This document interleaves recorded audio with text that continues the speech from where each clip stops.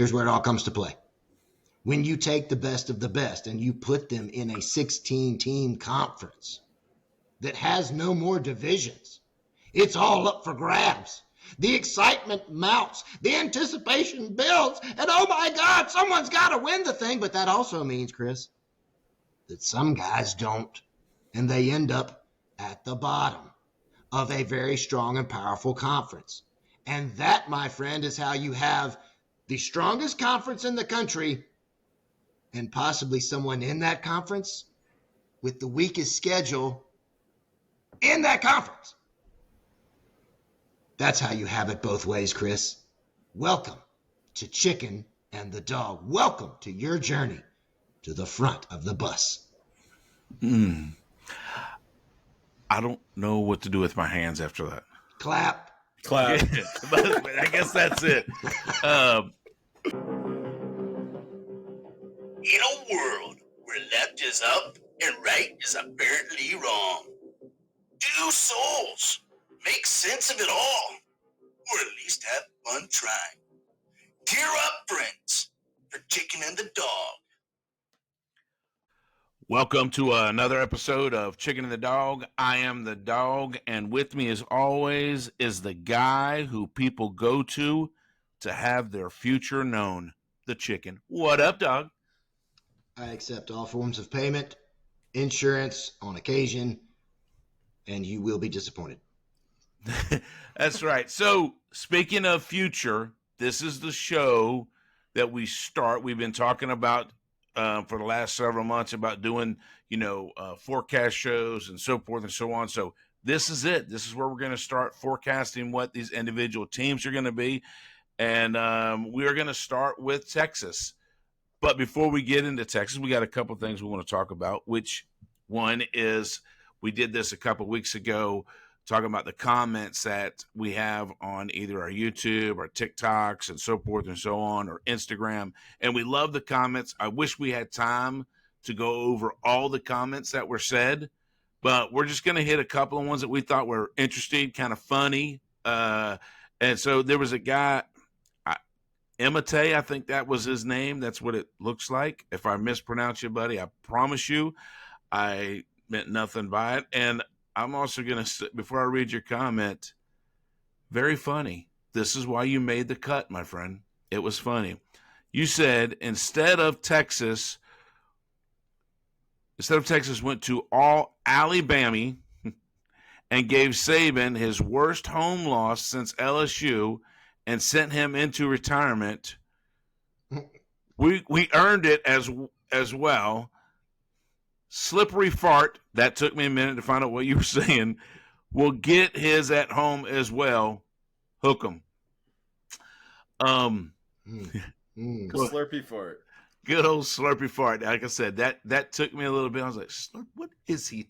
Actually, I probably mispronounced slurpy fart. I was like, slippery, slappily, Samsonite. I don't know what he's saying. The dog does not read well. So try and put things in phonetic form if you can. Yes, I need all the help I can get. Right. But I will say this to your comment. Good luck in Athens, Jack. Good luck. Yeah, and I don't know what this whole deal is about that they ushered Saban into retirement. Really? So that was what did it? Come on, guy. Tell me you haven't been watching college football for more than 5 minutes without telling me you haven't been watching college football for more than 5 minutes. Yeah, no kidding. If you would listen to my guy, Lane Kiffin. How you doing?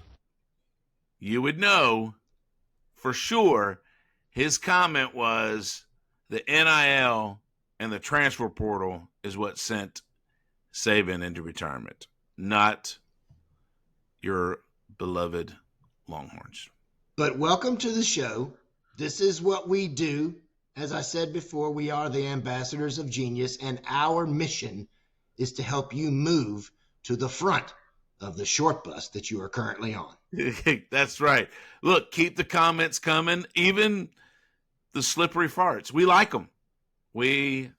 So the next comment that I want to talk about really quick is came from a guy named Chris Clark. Says, surged into this and gave it a fair shake. However, you can't have it both ways.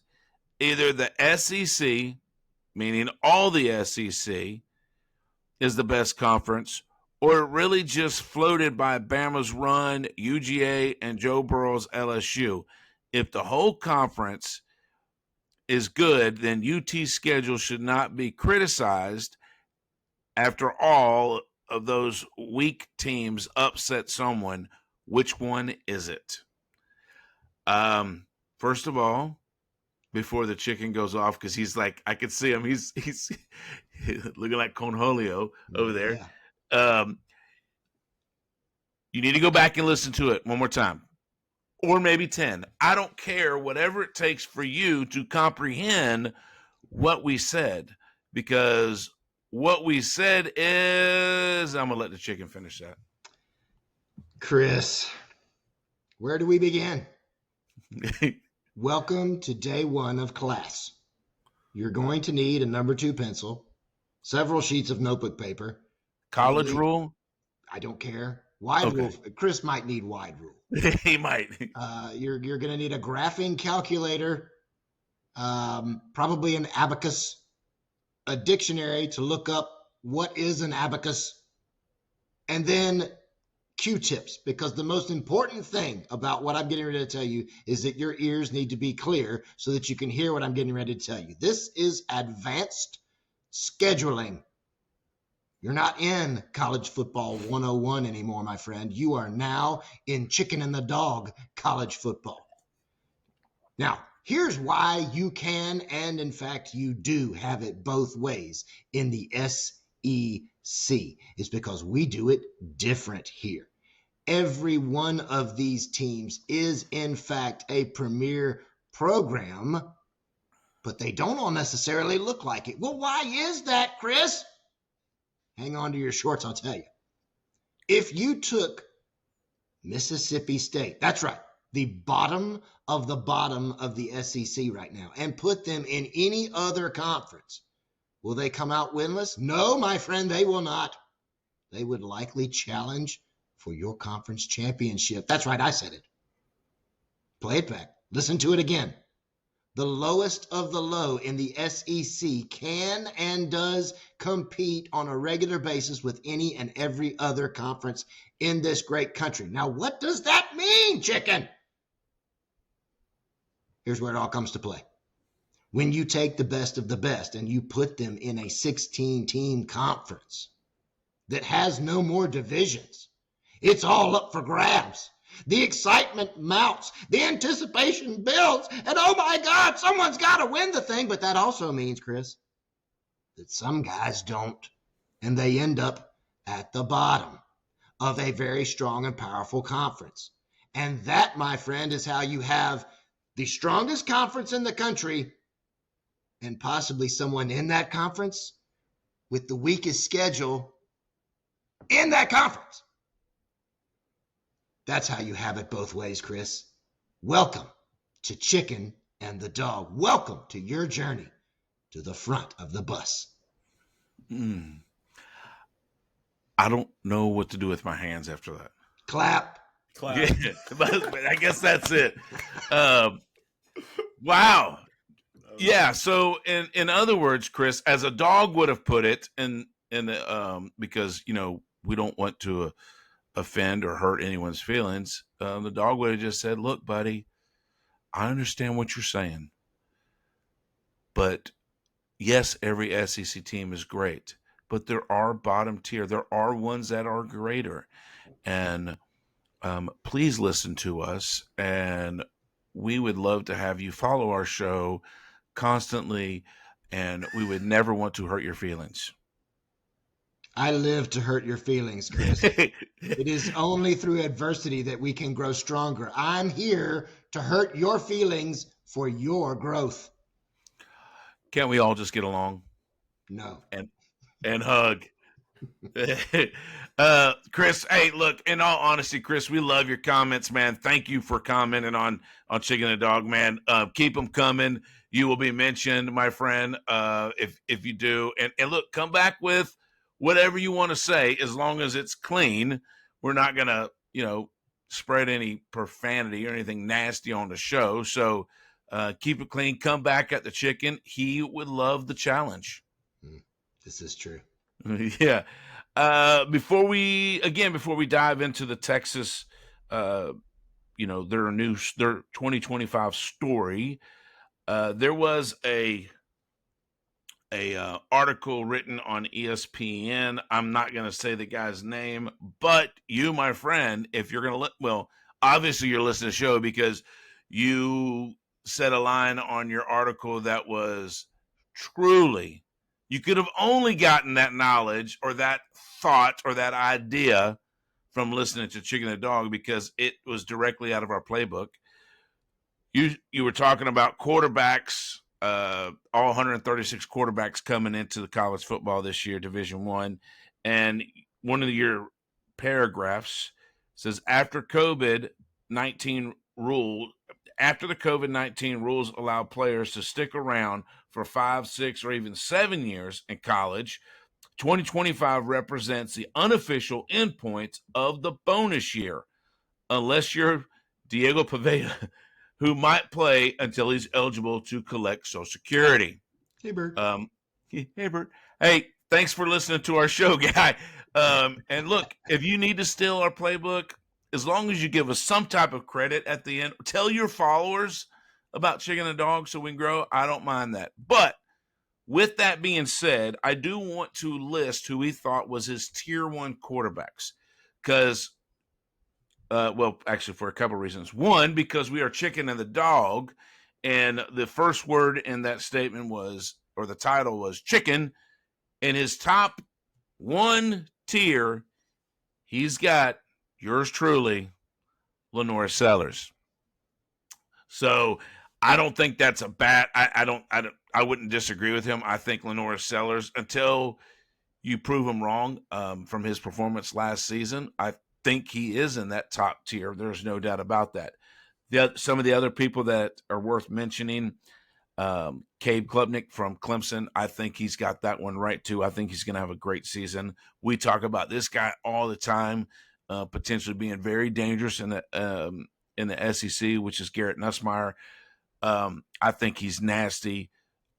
Oklahoma, a new guy at the helm, man, but they're saying he's going to be good as John Mateer.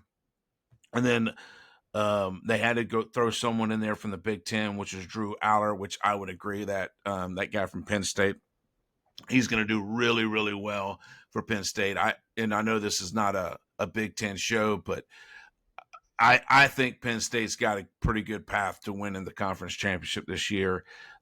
Just a couple other people real quick in the lower of the 1 tier. He had a tier 1A and a tier 1B.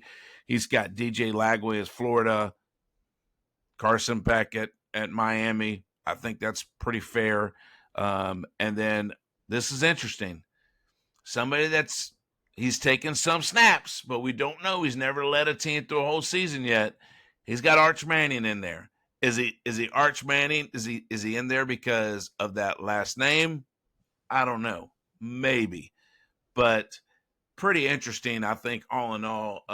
And again, I'm not saying this is the way too early prediction, top 25, but I guess you got to talk about something about college football until August rolls around. Amen. Otherwise, it's just dead for all of us, and none of us want to get out of bed in the morning. Absolutely not. So the other thing we want to talk about, we're going to start diving into these individual games. But before we do, I'm going to kind of turn it over to the Chicken. He's going to kind of give us a rundown on who's returning, who we lost, who they picked up, so forth and so on to Texas, to kind of really paint us a big picture of what their season might look like before we go into those individual games. Yeah, so we talked about this on the last show, just the number of players that Texas lost, right? Either through transfer, they're in the portal, they graduated, they went to the draft. We're going to kind of go through from an upper level as to what's coming in. What is this year's team going to look like? We'll start off in the quarterback room because it is QB1, everybody wants to start there. Obviously, you lost a big name in Quinn Ewers. He's gone with the draft, a 5-star. But coming in right behind him, a 5-star in Arch Manning. I think Arch had a good year for what you got to see from him. And we talked about this last episode too. What you really got to see from Arch when he had the complete game at quarterback, was his show to run versus when they kind of plugged him in here and there and you could bet your house that he was going to run it. Had good numbers. I think Arch presents a great opportunity at quarterback for Texas coming into this year. I think he's gonna pick up where they left off. I think Texas is going to challenge again this season. But let's take another quick look at that room. Trey Owens, a 4-star. Cole Lord, a 3-star behind him. But coming in, KJ Lacey, a 4-star commit coming into the Texas Longhorns. So they're going to be deep at quarterback for a minute. Looking at the running back room, Quintravion Wisner still there. CJ Baxter, both of these guys are huge players. Wisner was a 3-star, right? But he ran for over 1,000 yards last year. You remember what happened to their running back room before the season even started, they lost running back 1 and 2. 1 and 2 got decimated. Yeah. That's right. And still questions about CJ Baxter and where he's gonna come and play out. Jaden Blue is gone in the draft. Jarek Gibson is a 4-star. So that running back room is looking good.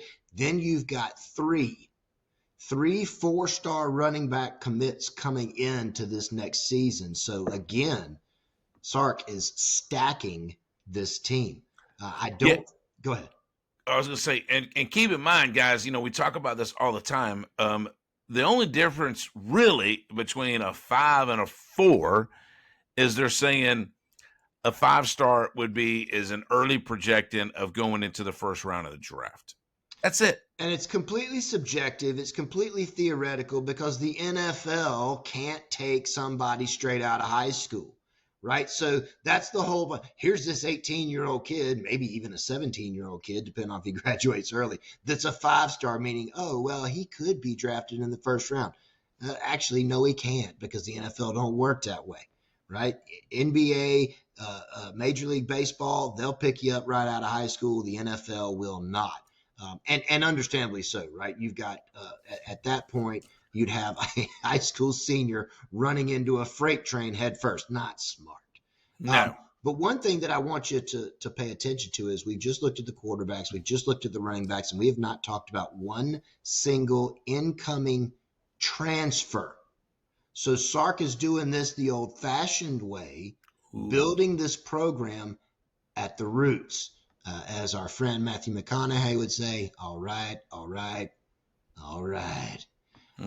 Looking at the wide receiver room, this room got hit a little bit harder. You lost both Matthew Golden and Isaiah Bond to the NFL draft. Jonte Cook transfers out. You've got Freddie DeBose that's currently in the portal, and I'm looking down the list here. Pretty much everybody in that room is a 4 or a 5-star. Ryan Wingo's a 5-star inside that wide receivers room. This is going to be a big deal for Texas. Let's talk about what's coming in. Khalil Lockett, 5-star freshman. Jamie French, 4-star freshman. Dalen McCutcheon, 4-star freshman. Emmett Mosley the 5th, talk about something to live up to, is an incoming 4-star transfer. We just hit our first incoming transfer. So that wide receiver room gonna be stacked. Offensively so far, what you're seeing is complete, in my opinion, complete balance. Are they going to run it? Yep. Are they going to throw it? Yep. Who are they going to throw it with? Arch Manning. A Manning. You're going to have to be prepared for everything coming out of that room. Tight ends is a little bit different. The top 3 tight ends that these guys had are gone. Gunnar Helm to the draft. Juan Davis graduated, and Amari Niblack transferred out to the hated Aggies. But coming into that tight end room, you've got a 3-star transfer out of Cal and Jack Indies. injuries. Nick Townsend, incoming 4-star freshman, and Amari Winston, an incoming 3-star freshman. So again, he's still building that up. Here's where my big question lies, and that is with the offensive line. 4 of their 5 starters aren't just gone. They're gone to Sundays, my friend, maybe with the occasional Monday night. NFL draft. Your left tackle, your left guard, your center, and your right tackle are all playing with the big boys now. So you're only returning right guard DJ Campbell. That gives you 4 slots that you got to figure out how you're going to fill. No worries, Longhorns, because in that second tier below them, 4-star Trevor Gooseby, 4-star Nito Imazula, 3-star Connor Robertson, 4-star Cole Hudson, 5-star Brandon Baker. I think they're going to be okay. I think they're going to be okay in protecting that quarterback. Incoming, you've got a 4-star and a 3-star freshman addition coming into your team this year. So that depth will continue for Texas. Looking at the defense, these guys were good, and I think they're going to get better. The defensive line, 3 of their top 4 defensive linemen playing on Sundays. So another big hit. Coming in this next season, 4-star transfer out of Purdue, Cole Brevard. 5-star commit, Justice Terry. I believe that's a sensitive topic for some people on this show. 4-star commit, Lance Jackson. 3-star transfer out of Stanford, Murad Watson. 5-star transfer out of North Carolina. This guy left Belichick, Travis Shaw. He's got 1 year left of eligibility, and he wasn't going to burn it on Bill. And then a 3-star transfer out of Maryland in Levon Johnson. So again, a lot of depth coming into that D-line room for the Longhorns. At linebacker, similar situation. You've got a couple of good recruits coming in here. 3-star Brad Spence, 4-star Elijah Barnes, and 3-star Jonathan Cunningham.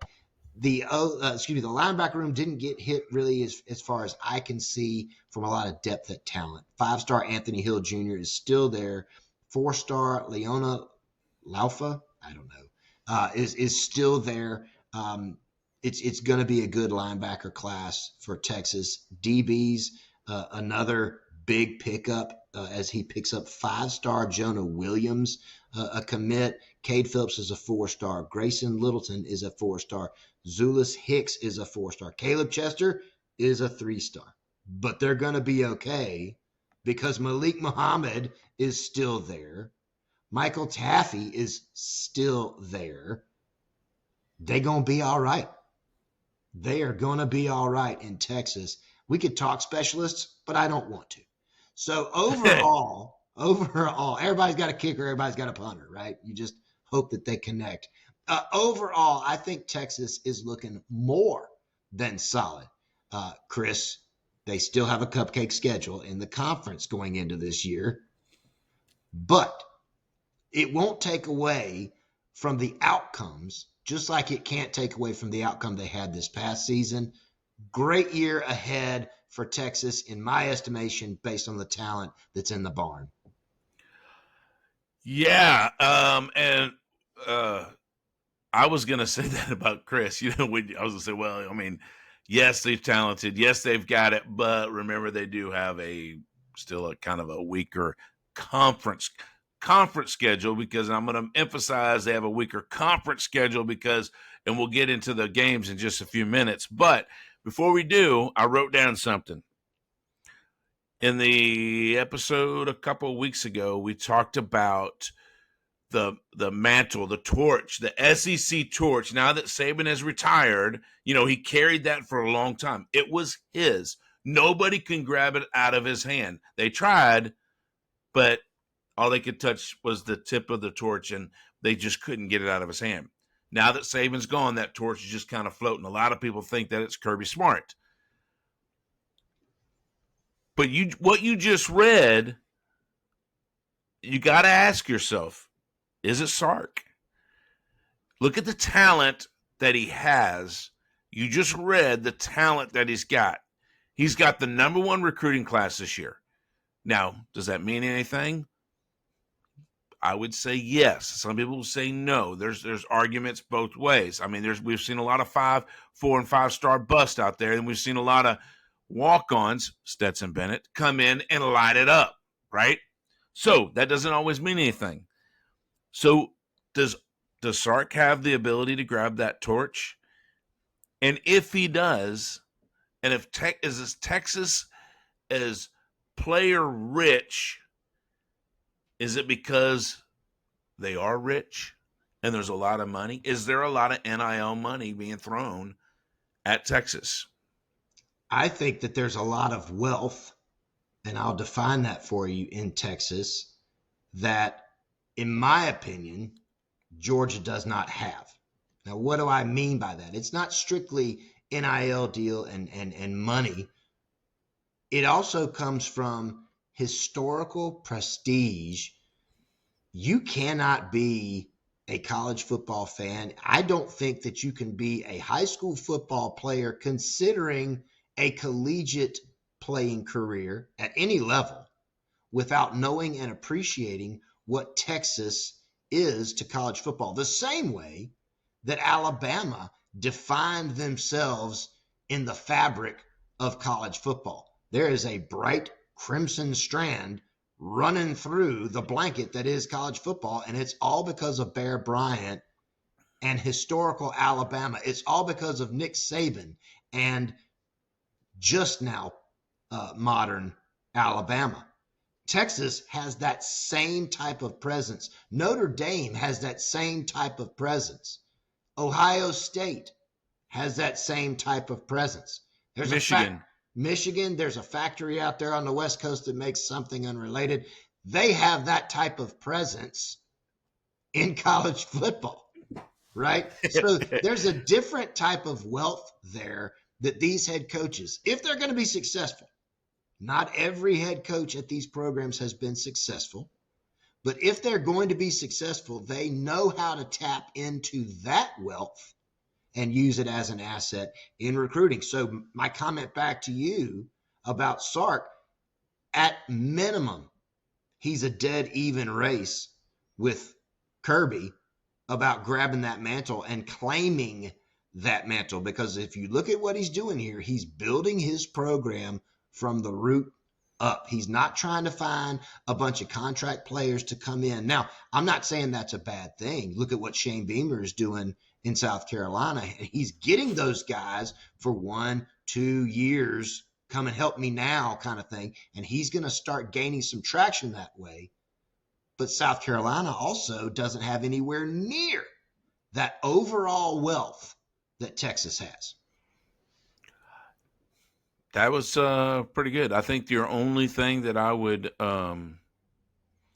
maybe push back on you was when you talked about I think you misspoke when you said Kirby Smart. Maybe you should have said slippery fart. I don't know. And for anybody that's questioning what team was he talking about on the West Coast, the Fighting Prophylactics. His second favorite team. I'll pull for them right after I pull for a lot of other bad things. Yeah. So before we move on to the games, B, man, you got anything you want to say about that? And I'm sorry I didn't introduce you to the show. My bad. It's all good. It's all good.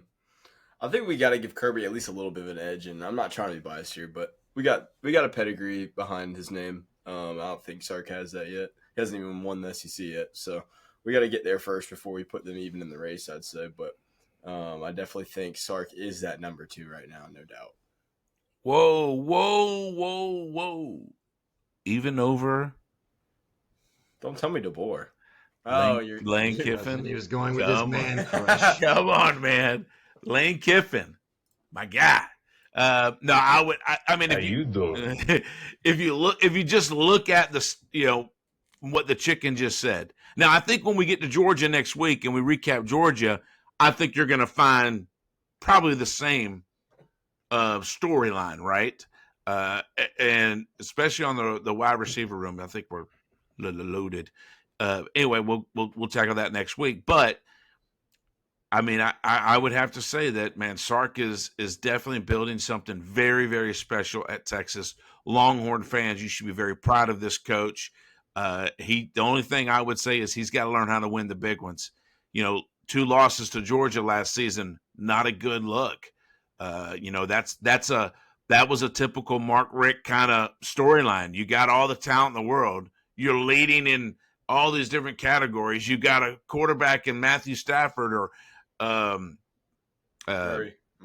Yeah, Aaron Murray, man, that could, that lit up the SEC, broke SEC records, but you couldn't win the big games. So Sark's got to overcome that. And I think he can. I just got to give him over that little hump, and Texas has got a really, really bright future with this guy for sure. I think there's something, and it's not a dead-on comparison of who's better, Sark or Kirby, right? It's more of a program trajectory that we're looking at. And one thing that I think, and Chris, pay attention, this is another learning moment. One thing that I think that's important is to remember that this was previously, 2024, was their first year in this conference. And yes, we believe that scheduling-wise, the conference rolled out the red carpet, right? Like, here you go. But whether the red carpet was rolled out or not, they had to walk down that. They had to walk that path. They still had to win those games. And I don't care who you're playing. Winning all of your games, winning most of your games, winning all but one of your games is no easy task, no matter what's on the side of your helmet, be it Bevo or some stretched out G, right? Like it just, you got to win. You have to perform. My comment about the overall wealth, and you're right, we will talk about Georgia next week, and Georgia comes at this from a different standpoint. Think about it, if you will, from the standpoint of, am I wealthy because I own a lot of real estate, or am I wealthy because of all the stocks and bonds and whatever else those guys on Wall Street have, right? It's where is your investment? Texas has an investment in overall program notoriety that I will argue with you every single day that Georgia's not there yet. They can get there. I would agree with that. I think that by winning those games, like Georgia did beat Texas twice last year, that was huge, because it doesn't really take away from what Texas has already built, but it certainly adds to what Georgia is building. So we can sit here and go back and forth all day long. I think that these programs are in a pretty dead heat right now as to who's in the better spot. Not who's going to take it, but who's in the better spot. I think it's a dead heat between who's in the better spot to take that mantle. I agree from that standpoint. I just thought we were arguing the GOAT of this next era post Saban. I think it's probably too early to tell for that. Certainly Kirby is building quite the resume to take that title.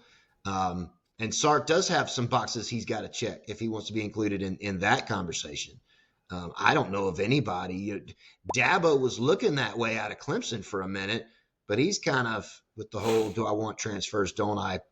question mark, he's kind of slid down a little bit. I think for the next GOAT of college football, I think Kirby probably is in the driver's seat from a coaching standpoint. But as far as where the programs go, I think that's still a pretty tight race. How many years has Sark been in Texas? 3? 3 or 4? I thought it was 4. Has he won the Big 12? Did he win the Big 12? He did. Yeah. He's won the Big 12. He won the Big 12, which as an SEC show, obviously we don't look at as quite as important as winning the SEC. Not even close, but right. Go ahead. So anyway, I mean, it's going to be interesting to find out, but I do believe that Sark is building something very, very special in Texas, and there's no doubt about it. You look at what he's brought in and who he's retained and so forth and so on, and you can't help but sit back and say, they're going to be here for a while. They're not going anywhere. What was a couple coaches prior to him, they weren't doing what what Sark is doing, and he's got something going on. So let's start digging into their games. All right, and we're not really going to talk about any of the non-conference games other than week 1. Ooh. All right, so the Chicken kind of laid out what they've got, right? And because we are an SEC show, they are not playing an SEC team, but they are playing the reigning national champions, Ohio State, week 1. I mean, I don't know if you can find a bigger game in week 1 than this. I mean, this is a big one that we haven't seen in a long time. Yet last year, Georgia played Clemson week 1. Not even compared to this. This game is going to be incredible. And kind of not knowing what Ohio State has other than, I mean, I know they've got a new quarterback under him, Julian saying. Yeah, Julian Sam is a transfer from Alabama. Will Howard is gone. They lost a couple of their receivers, Abuka, but they're returning. I mean, one of the best wide receivers, Jeremiah Smith, in the country. Caleb Downs is still on the team. So they've got weapons, and they're Ohio State. So I guarantee you, and we're not going to, but if we went into the Ohio State's roster, kind of like what the Chicken just did with Texas, I think what you're going to find is probably something very similar. They're going to be loaded at every position. So it is going to be a game. But let me ask you this, guys. If Texas loses to Ohio State, this is definitely the biggest game Arch has seen, right? This is going to test Arch. If they lose to Ohio State, how does that set up the rest of the season, or does it just not matter? I think, first of all, I hate matchups like this in week 1. And here's why. Not that it was equivalent, but if you looked at the Florida State Georgia Tech matchup in Ireland, right? They tried to hype that up. It's in Ireland. What does Florida State have to do with Ireland? Nothing. But if you looked at that, you looked at a Florida State that had just come in off of a wonderful season the year prior. They had DJ Ukulele at quarterback, who was going to be the next best thing coming out of Tallahassee after he had kind of not done all that great anywhere else. But why not? And Florida State was going to be off and running, and Georgia Tech said, nah, hold my calculator and slide rule. I got this. And they dismantled Florida State's season before it got a chance to start. That's why I don't like games like this, because I look at this game between Texas and Ohio State, two teams that you want to be good all year, especially Texas from an SEC standpoint. You want these teams not only in the conversation before kick, but you want these two teams in the conversation at the end of November. And there's just too much opportunity for something squirrely to happen. So that's just my personal opinion. Back it up, Chris. Where does Texas come out in this game? I don't think that Arch Manning has the ability to come into any game unprepared. Look at who his grandfather is, at who his uncles are. He was born to be a professional. And so he's going to take that approach, not only getting ready for this season as QB1, but also in getting ready for week 1 against Ohio State. He's not going to get rattled. He's not going to come out looking like he's unprepared. Or what was it, Zach Wilson with the Jets a few years ago that said he was seeing ghosts out there. That ain't going to happen to Arch. I think that this is probably going to end up being a really good football game that will test the mettle of both of these schools. Your question was, whoever loses this, what does it do to their season? I hope that it's the type of game that win or lose, it neither boosts your, oh, look, they beat Ohio State. Now they're the number 1 running through. Or they lost to Ohio State, call it off, and let's just all get ready for Christmas. I think that this is going to be that type of game. A touchdown, a field goal separates these two teams, and to the victor go the spoils, but certainly not a defeated season to the loser. what if, and I know this is just what ifs, and we're playing with a lot of, what ifs. We don't know what's going to happen, of course. Well, actually, you know the future, so you do know the outcome of this game. You're just probably not willing to share it just yet. But, and we'll talk about that come the end of August when we talk about this game again, when it's going to be played within a few days. So, but my question is, if it's a blowout, if Texas loses by 3 touchdowns, Arch falls apart in this game, how does that set up the season? And you could do that vice versa. I mean, how does a blowout of a team like we just talked about, a Florida State got blown out by Georgia Tech, how does that affect how do you think that'll affect their season moving forward? I don't wish this on him. In fact, I sincerely pray for Arch about what I'm getting ready to talk about. In talking about the depth for Texas, in both the last show and in this show, I highlighted something very important to their overall offense, but also very intimately to Arch, and that is the offensive line. 4 out of their 5 starters are gone. We talked about the talent that's going to be stepping up into those roles, and it is certainly there. But you are going to have an offensive line going into a game against Ohio State that does not have the same chemistry that the offensive line of Texas had last year. You're not opening up against San Jose State where, oh my gosh, I missed that block. Remember that one slow guy that got past me? No. If you miss a block against Ohio State, your quarterback is under immediate pressure. Immediate pressure. Now, Arch has the legs, has the cat-like reflexes to kind of get out of some of those jams. He's proven that. He can scramble. Maybe he only picks up 3 yards, but at least he gets out of a bad situation. If that is the tone of the day, of looking at the struggles of a newly formed, talented, but newly formed Texas offensive line, what happens if Arch goes down? I'm not worried about Arch getting rattled, making poor decisions, throwing a lot of picks, and having a bad day. I'm worried about protecting that guy. Well, I never even think about that, man. With the new offensive line, man. Yes, he's a scrambler, but I'm gonna tell you right now, scrambling quarterbacks, although great, and we've seen some great scrambling quarterbacks over the time, over the days, years. Excuse me. Stetson Bennett was a great scrambling quarterback. That's how he beat people, was his ability to scramble. Johnny Manziel, a scrambling type quarterback, and that's how he beat people.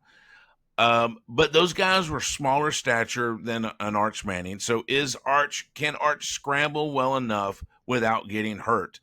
That is a huge risk on his part. And with that new O-line, my advice to an Arch Manning is don't scramble as much. Don't think that you've got it with your legs. These boys are big. I saw your face when Georgia's defensive guys were chasing you down in the backfield, and you were like, I can't believe I can't outrun this 320-pound guy. So these boys are fast. They're big. They're strong. My advice to you is get rid of the ball quickly. Be a Tom Brady. Sit in the pocket. Look for your throw. If you don't have it, get rid of it. That's how you're going to stay healthy, because an Arch Manning going down could cripple a Texas season. Not on the standpoint because they don't have the talent to back him up, but as a maybe more of a psychological, that's a big word for me, on a standpoint, it could really play with the entire team's psyche if Arch goes down, and it could be down for a while. If I'm Ohio State going into that game, I'm stacking the box. And I'm going to do that for 2 reasons. Number one, I'm going to have an attitude of, okay, Arch, beat me. Yeah. I know you did it against some lesser schools for a few starts last year when Quinn was out. But now you're playing me. Now you're playing the Buckeyes defense. Here's everything we got. We're coming at you as fast as we know how to, as strong as we know how to. Beat me. Right? So I've got that approach. But then the second is, if I'm Texas, I know I got to run the ball. I can't just let Arch be my guy all day long. So if I'm stacking the box as Ohio State, I'm also prepared to stop that run and put it all on Arch Manning's shoulders. Put it all on that offensive line's back to see, can they protect that guy? And that's where that's where this game is. I love a game that lives and dies in the trenches, and I think that's what this game is. Yeah, and look, we're going to move on to a few more of the other games that they, especially the conference games, and didn't want to spend too much time on a non-conference game. However, this is a huge game and could be a very defining moment, not only for Texas and that's who we're talking about. So, but also for the Ohio State Buckeyes. I mean, this game is big. This game has consequences. Potentially. I mean, if it's like you said, if it's a 3-point game, either way, how does that affect their season moving forward? It doesn't. If it's a blowout, or God forbid, and we're praying against it, that an Arch or someone goes down, like even a Julian Salant, their quarterback at Ohio State, if their starting quarterback goes down, somebody that's supposed to hold this mantle up, for the team, that could have serious consequences for their season. So it should be fun to watch. Now, they open up with, after that, they play 3 other non-conference teams that's not even worth mentioning. Their first conference game is up against another quarterback that people are saying that's Heisman favorite, has an opportunity to do well, which is in Florida. And they are playing at the Swamp. Ask Lane Kiffin how hard it is to play in the Swamp. He had Jackson Dart last year that threw for about, I think, 9,578 yards, and I think it was about 78 touchdowns last year. Go into the Swamp and did not play well. So good luck. That's going to be a tough game. That is going to be a tough game. And here's the upside if you're a Gator fan. It's in October. So you will have figured some things out by the time you face Texas. You're at home. I'm assuming that DJ Lagway is going to be off to a good start this year in Florida. So you're going to have a top-tier matchup between Manning and Lagway. I still feel like Texas is going to be too strong for Florida. I know Florida started coming on toward the end of the year, and Billy Napier is building something down there. And I'm not talking about his haircut shop. He's getting something going down there with Florida. They're coming around to his way of thinking, but that's going to be a good matchup. I think the worst scenario going into that game is this. Texas beats Ohio State and is now sitting at 4-0 going into that game. I think that's the worst case scenario for Florida is let them lose to Ohio State. Now they're playing with a chip on their shoulder the rest of the season. That's what I think. And B, you could jump in anytime if you want to say something as we're going through these. I don't have anything to add. Y'all are killing it. Okay. The next game, what did he say? He said he didn't have anything? He did not. No, he took the nod to us, and by us, I think he meant me. But we're killing it. Thank you. There's no dog without the chicken, and there's no chicken without the dog. Every good chicken needs a dog. All right. So the next game is one of my favorites of the year, the Red River Rivalry. That's right. I said that right. I took my time. And they got trounced Texas trounced them last year. Venables, I hate to say it, it's probably going to be the same again this year. I don't see Oklahoma competing in that game, but it is that is always one of those goofy games that happen. So who knows? I will push back. I think that this one is going to come down to it. I think, and I don't want to get too far ahead of myself because we'll talk about Oklahoma later on. I think that this is going to be one of those games that Oklahoma just shows up and plays out of their minds. Ooh. This particular season. I'm not going to tip as to who's going to win, who's going to lose. But I think that this is going to be one of those rivalry games that goes down in now SEC history as, do you remember when the Longhorns played the Sooners in 25? Oh my gosh. What a game. Could this be an Uncle Kenny's buzzsaw pick for the week? I wouldn't be surprised. Now, I wouldn't either. I was not heard from Uncle Kenny in a while. This is usually that time of year where he laments the fact that there isn't any college football being played. He doesn't get into this whole USFL thing. So he spends a lot of time walking, studying migratory habits of various birds, reading Ernest Hemingway novels, and drinking a lot. I was going to ask you, how do you think his liver's doing right now? He's on his third, so far so good. It's saturated. That's right. We got in a standing order for number 4, so we're good. The next game is Kentucky at Kentucky. Good thing for Kentucky is Vander Griffgroff is not under center this year, so we have no idea what Kentucky is going to look like this year. Of course, I'm going to give my nod to Texas on that one for sure.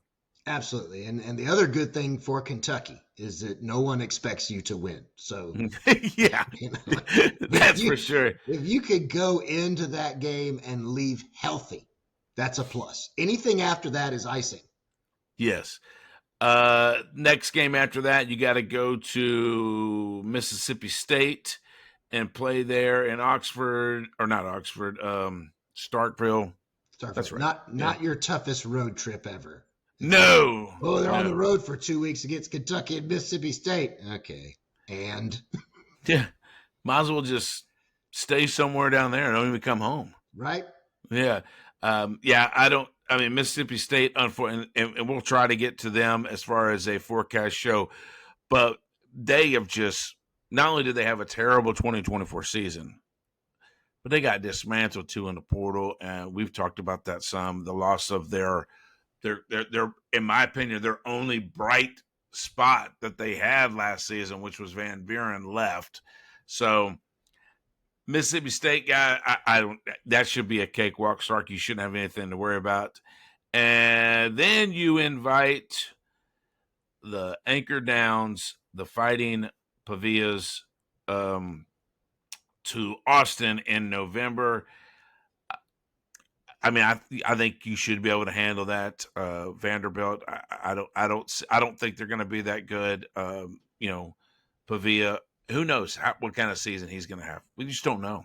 I think that in November, Texas thrashes Vanderbilt. I think one of the special things about Vanderbilt's year last year was the way that Ernie played. You can't say that he was really catching people by surprise at the end of the year. He certainly had some highlight moments that caught us all by surprise, beating Alabama, things of that nature. But when you're going to play this Texas team, all things being healthy, I think Texas is going to beat Vanderbilt senseless. Well, then on November the 15th, they have a bye week between the Vandy and this next team, and they're going to need it because they have to come to what I refer as the motherland of Athens, Georgia, and take on the Bulldogs. Athens is a hard environment. Kirby does not lose in Athens that often, but this game is Texas is going to want their revenge in this game. Georgia beat them twice last year. It didn't stop them from making the playoffs. It didn't stop them from advancing in the playoffs, pretty far into it. but Georgia beat them twice. This game has probably a lot of, I would assume, playoff / SEC championship implications. It's going to be a very big game for that week. Yeah, I think this particular week, and you put it well, that it could have both conference and national championship playoff implications. You're looking at, in all likelihood, a number 1, number 2 matchup in the conference this particular week.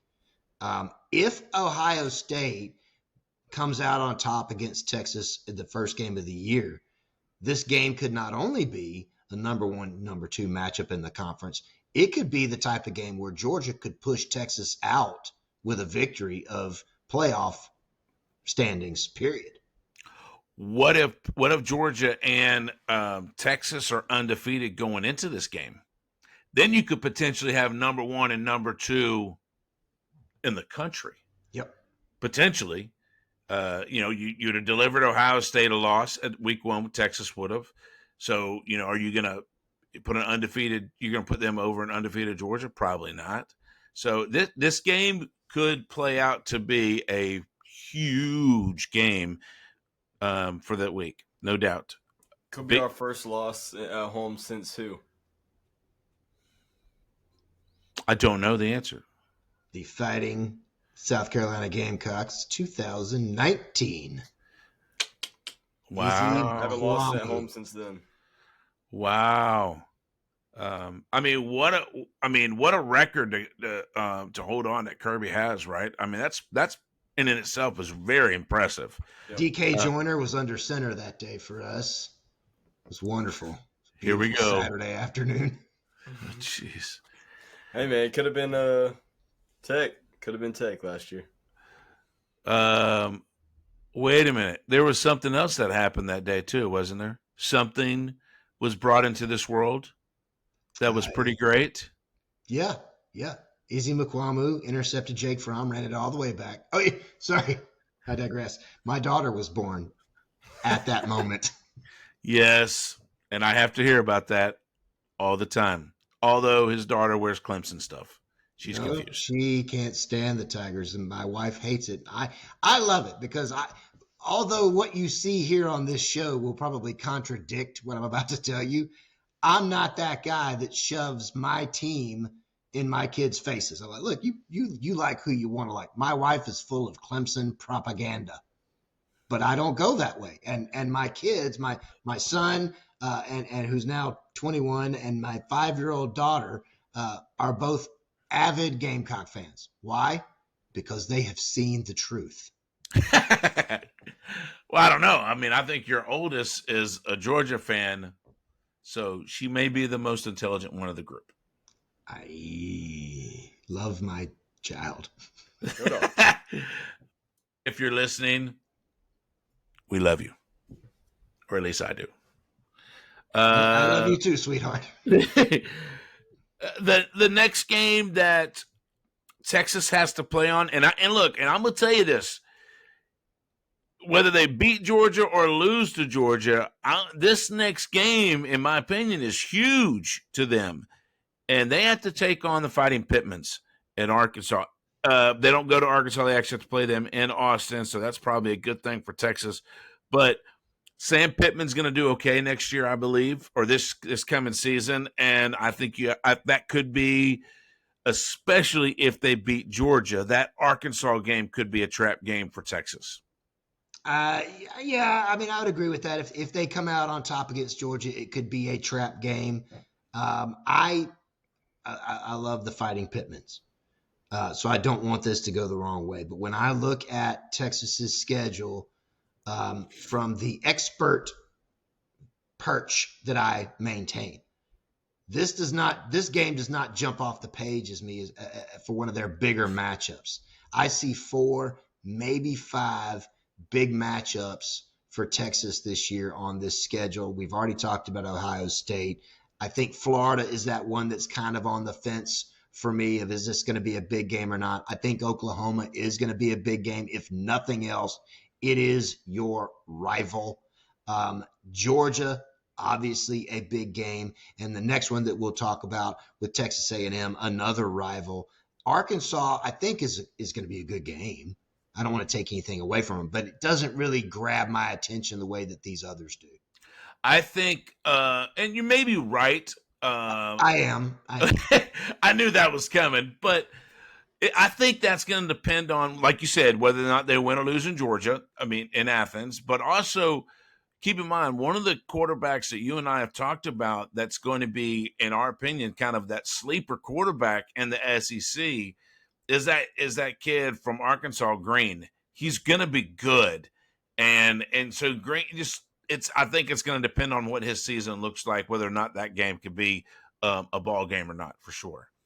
I agree, and I think that they'll have a great year, but I don't see this as being one of the ones that they take, unless it becomes that trap type game where Texas just kind of comes in flatter than they should after a huge win in Athens. Sure. And then the last game, like you mentioned, of the regular season is Texas A&M in Austin. You beat them last year in College Station. I don't know. I really can't predict this game. I think it's going to be a big game. I think there's a lot of factors in this game. Who is Texas? If I had to just purely guess right now, I would say Texas is going to own this game probably pretty well. I think the talent level and the coaching level at Texas right now is superior than you see that in A&M. I think the Aggies are on their way. I think they've got a good coach. They've got to stick with this guy for a little bit, let him build his program. But this is his second year. You know, Hugh Freeze came to Auburn right out the rip and did pretty well his first season. Last year, he had that second-year slump. Could the guy and I'm drawing a blank, Elko. In A&M, could he have that second-year slump? Potentially. We'll see. But I would give the edge to Texas in this game. Even if he doesn't have a slump per se, Texas A&M needs a culture change. What I mean by that is they've got to find a way to begin to consistently win the big games. I don't care if it was Kevin Sumlin. I don't care if it was Jimbo Fisher. You've had some talented coaches in there. You've obviously had some talented players come in there. Texas A&M has gone into a season just on a tear, making everyone pay attention. Is this going to be the year? And then they start getting flat tires. The fact that A&M has to play Texas as the last regular season game, as it should be. Welcome back, rivalry game. Yes. But the fact that that game is the last game of the season, too many opportunities have already happened for A&M to fall flat on their face. Too many opportunities have happened for Texas to rise to the occasion, as they typically do, unless they're playing Georgia. I think that this is just another one of those instances where the Longhorns come in and skewer the Aggies. So you talk about a culture change. Or were you saying that they need to stop doing the yelling? I would start there. Yeah, probably that might be a good start. You're sure.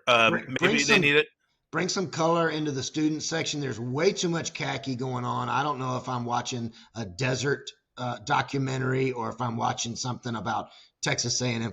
Just let's get some life going here. Should they skip to the 14th man instead of the 12th? You need to focus on the 11 that are on the field. Yeah, that's for sure. Look, I think Texas has got Ohio State, good pick. So when we talk about last season, you know, whether or not their schedule was tough or not, blah, blah, blah, blah, blah. Yes, I don't think it was as hard as especially conference schedule. But kudos to Texas, kudos to Stark for scheduling an Ohio State week 1. I think that's great. I think, you know, it's good in a lot of ways. It's bad in some ways. But yeah, you've got a season ahead of you. I think I think Florida's going to be better this year than they were last year. You do have to play Texas. Other than that, I mean, you're probably going to run. I mean, you got to play Georgia. Yeah, I think Texas is going to probably do okay this year, all in all. Yeah, I think that at the end of it all, they'll be in the talk for the college football playoffs. They will be in the talk for SEC championship. They'll be in that race as well. I think, again, pivotal. Can they keep Arch healthy early? Because by the time you get into the latter part of your schedule here, that offensive line will have had a chance to gel, to come together, to figure all the intricacies out of playing alongside each other in what's arguably one of the most important positions. It ain't sexy. Nobody goes to a football game to watch the left guard block. But what you came to see, which is Arch throwing a beautiful spiral 35 yards downfield, doesn't happen unless that offensive line is playing tight. By the time you get to the section of the schedule where you're facing Oklahoma, you're facing Georgia, you're facing A&M, that O-line should be in tune. You know, when you were talking about sexy, I thought maybe you were going to bring up Matthew McConaughey. All right. Look, B, you got anything you want to say before we close this thing out about Texas' schedule, upcoming schedule? I definitely think we're a little bit more difficult than last year. That's for sure. Shout out, Chris. But I do. This is the number 60 on our episode list, so we got a bright future to come. And this is our first forecast episode. I'm excited to see what the next episodes look like, and so on and so forth. Yeah, me too, man. Look, I mean, we started out doing the recaps at the bottom. We're starting out the forecast on the top. And Texas, in my opinion, has an opportunity to stay on the top this year. They really do. They've got a stacked team, loads of talent. They got a fantastic coach. So, look, guys, thank you for all the comments that you've given us, the likes, the shares, the subscribers. Our subscriptions are growing every week, and we love that. We ask that you continue to do that. Like us, love us, share us. Subscribe to us, even if you don't want to listen to us anymore. Just subscribe because it makes us look better. I don't have anything else. Chicken, you got anything? I'm all crowed out. All right, guys. Love you. Deuces. Bye.